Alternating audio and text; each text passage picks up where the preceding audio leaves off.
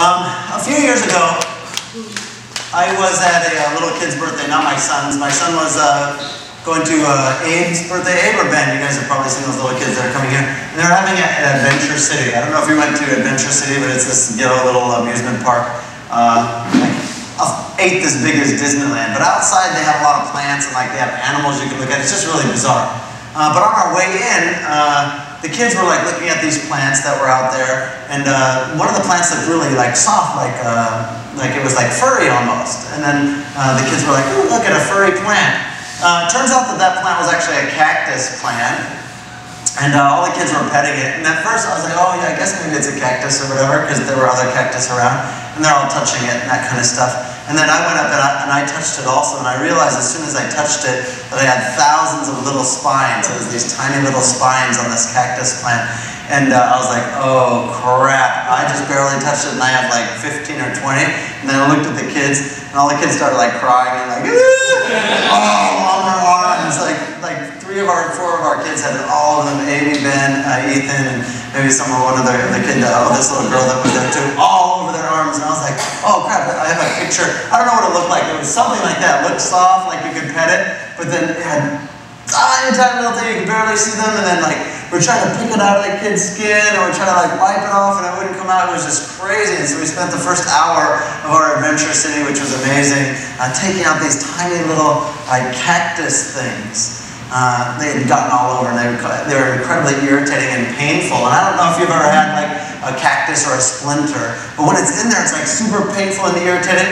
And the moment you take it out, you're like, oh, that doesn't hurt anymore. It's amazing, like how that works. I don't know why it works that way, but our body's like that. As soon as you take that splinter out of that cactus out, and then once they're all gone, it didn't hurt anymore.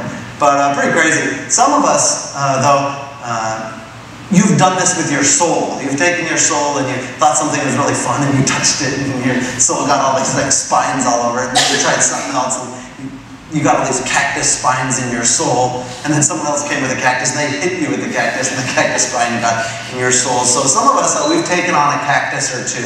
And so a lot of us, we have damage to our soul. We have damage to the insides of us. We have damage to the person that we are because of cactuses we've been touching. They're not really cactus, but in fact, things that can damage our soul. Sometimes our soul gets damaged, and sometimes our soul goes to a dark place because of the damage.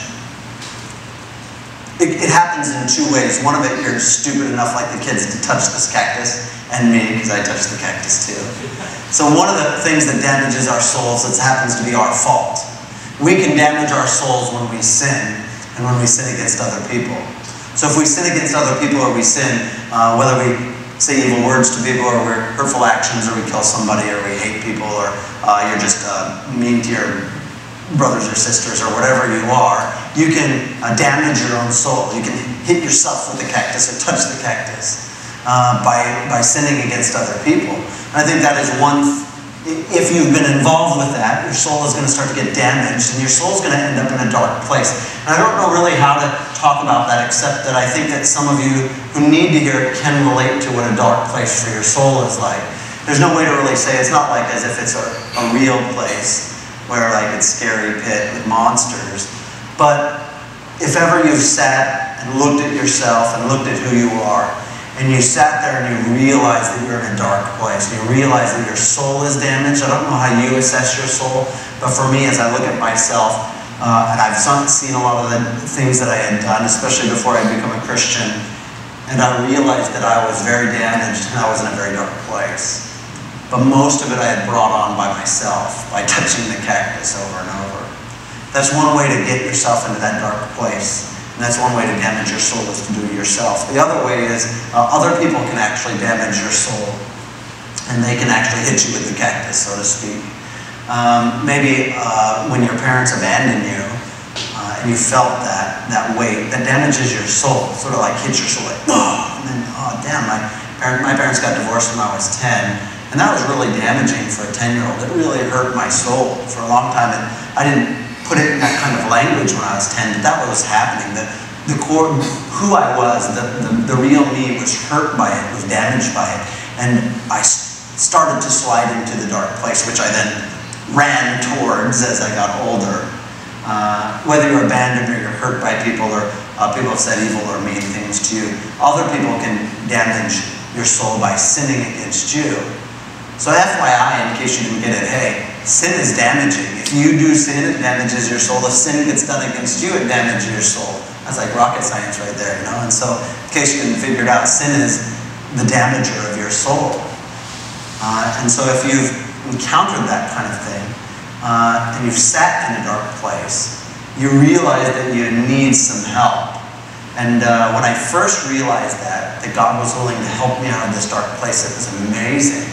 When I first realized that God was willing to love me and take me out of that place and bring me to somewhere new, it absolutely changed my life. God understands what you're going through. In fact, He sees it. He doesn't leave you there. He doesn't turn His eyes away from it. But in fact, He notices it. We're going to work backwards in this psalm here. Psalm 31:7. It says, I'll be glad and rejoice in your love, for you saw my affliction, and you knew the anguish of my soul. The you is God. And so the second part here is saying, God saw the anguish of your soul, or the affliction of your soul. The affliction means when something is coming under assault. God can see your soul, and He can see that your soul is being damaged, and He's there, and He knows about it. Now when I know something, I sort of think about, oh, I know it. But since God is more powerful than I, when He knows something, it's not just a mental approval, like, oh, I recognize that that's going on. He knows it intimately. He knows it in and out. He, in fact, is there as it's happening with you.